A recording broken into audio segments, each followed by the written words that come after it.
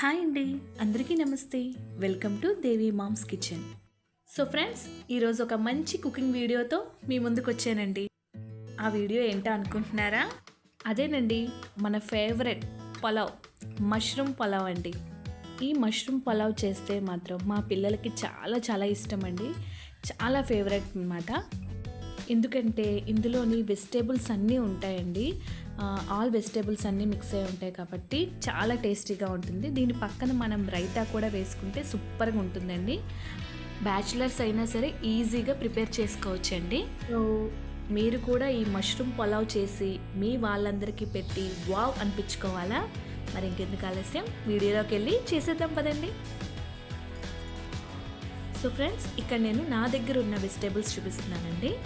ఒక ఆనియన్ తీసుకున్నాను, అలాగే 3 green chillies, 2 potatoes and 1 carrot, 1 capsicum, అలాగే బఠానీలు, 4 టొమాటోస్ తీసుకున్నానండి.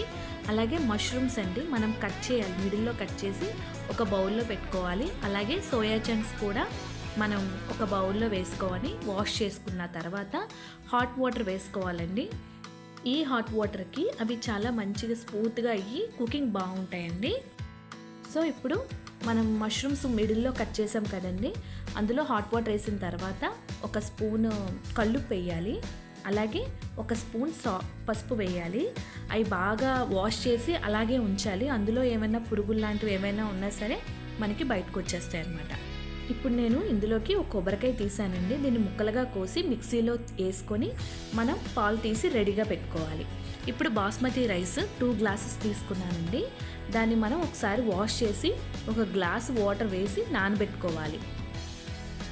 ఇప్పుడు మనం కుకింగ్ స్టార్ట్ చేసుకుందాం.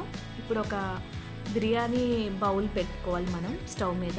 ఇప్పుడు ఇందులోకి ఒక స్పూన్ నెయ్యి, 3 స్పూన్స్ ఆయిల్ యాడ్ చేశాను.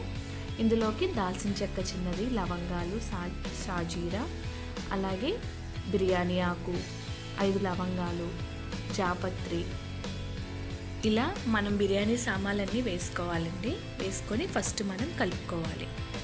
తర్వాత ఒక ఉల్లిపాయ, 3 పచ్చిమిరపకాయలు చూపించాను కదా, వాటిని పొడవుగా కట్ చేసుకొని మనం వేయాలి. ఫస్ట్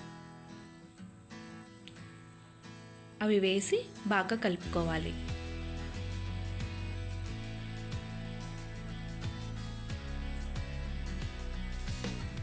ఇప్పుడు మనం క్యాప్సికమ్ వేయాలండి. చిన్న చిన్న పీస్గా కట్ చేసుకొని దీన్ని కూడా యాడ్ చేసుకోవాలి. అలాగే పొటాటో అండి, పొటాటో కూడా మనం చిన్నగా కట్ చేసుకొని వేసుకోవాలి.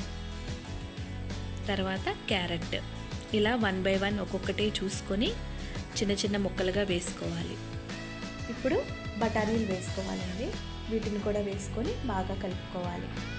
ఇప్పుడు ఇందులోకి ఒక స్పూన్ కల్లుప్పు కూడా యాడ్ చేసుకొని కొంచెం పసుపు కూడా వేసుకోవాలి. ఈ 2 యాడ్ చేయడం వల్ల ముక్కలు కొంచెం సాఫ్ట్గా బాయిల్ అవుతాయి. ఇప్పుడు మనం మూత పెట్టి 10 నిమిషాలు ఉంచుదామండి. 10 నిమిషాల తర్వాత తీసి చూస్తే చూసారండి, కొంచెం ముక్క అంతా సాఫ్ట్గా అయ్యింది. ఇప్పుడు మనం అల్లం వెల్లుల్లి పేస్ట్ వేసుకోవాలి, 1 స్పూన్. అది కూడా వేసుకొని బాగా కలుపుకోవాలి. ముక్కలకి బాగా కలిపి మళ్ళీ ఇంకో 10 నిమిషాలు మూత పెట్టాలి. ఇప్పుడు మళ్ళీ తీసి చూస్తే అల్లం వెల్లుల్లి పేస్ట్ బాగా వేగి ఉంటుందండి, మంచి స్మెల్ వస్తుంది. ఇప్పుడు కొంచెం ఇది వేగిన తర్వాత టొమాటోస్ని నేను పేస్ట్ చేసేస్తున్నానండి. అలా వేయడం వల్ల మంచి టేస్ట్ ఉంటుంది. సో టొమాటోస్ అన్నిటిని అలా పేస్ట్ చేసి వేసేయండి. ఇప్పుడు మళ్ళీ ఒక 10 నిమిషాలు మూత పెట్టి వదిలేద్దాం. 10 నిమిషాల తర్వాత తీసి చూస్తే చూసారండి, ముక్కలన్నీ బాగా వేగాయి, టొమాటో కూడా బాగా వేగిందండి. ఇప్పుడు ఇది ఇందులోకి మనం సోయా చంక్స్ పిండి వేసుకోవాలి. వాటర్ ఉంటుంది కదా, వాటర్ అంతా పోవాలన్నమాట. అలాగే మష్రూమ్స్ కూడా మనం వాటర్ అంతా వడగొట్టుకొని వాటిని కూడా మనం వేసుకోవాలి. వీటన్నిటిని వేసి కొంచెం కలిపిన తర్వాత కొంచెం కరివేపాకు, పుదీనా కూడా వేసుకోవాలి.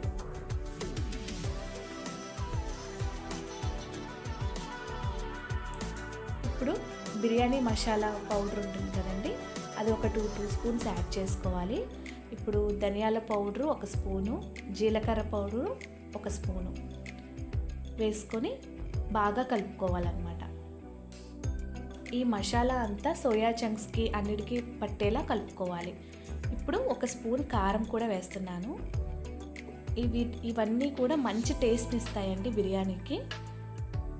సో మొత్తం బాగా కలిసేలా కలుపుకొని ఒక 10 నిమిషాలు మూత పెట్టుకోవాలి. 10 నిమిషాల తర్వాత తీసి చూస్తే చూసారండి, సాఫ్ట్గా మొత్తం బాగా ఉడికింది మనకి. ఇప్పుడు ఇందులోకి ఇప్పుడు మనం రైస్ అనేది యాడ్ చేసుకోవాలి. వాటర్ కాకుండా ప్లెయిన్ రైస్ ఒకటే వేసుకోవాలండి.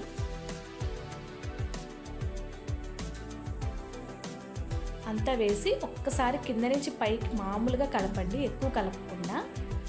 ఇప్పుడు మనం కొబ్బరి పాలు తీసాం కదండి, వాటర్ బదులు ఈ పాలుని యాడ్ చేస్తున్నాం. నేను 2 గ్లాసెస్ రైస్కి 3 గ్లాసెస్ వాటర్ మాత్రమే వేస్తున్నాను. సరిపోతుందండి, మనకి పలుకు పలుకుగా రావాలి కాబట్టి అలా ఆ గ్లాసు క్వాంటిటీ మనకి సరిపోతుంది. లాస్ట్లో ఇప్పుడు మనం కొత్తిమీర, కొంచెం పుదీనా యాడ్ చేసుకొని మూత పెట్టుకోవడమేనండి. ఇప్పుడు 20 మినిట్స్ కుక్ అయిన తర్వాత మూత తీసి చూస్తే చూసారా అండి, మనకి పులావ్ అనేది చాలా మంచిగా రెడీ అయ్యింది. పలుకు పలుకుగా చాలా చాలా టేస్టీగా, చూడ్డానికి మాత్రం చాలా బాగుంది కదండి. మరి ఈ వీడియో నచ్చిందండి? నచ్చితే ఇంకెందుకు ఆలస్యం, నా ఛానల్ని సబ్స్క్రైబ్ చేసుకోండి, లైక్ చేయండి, షేర్ చేయండి. Thanks for watching.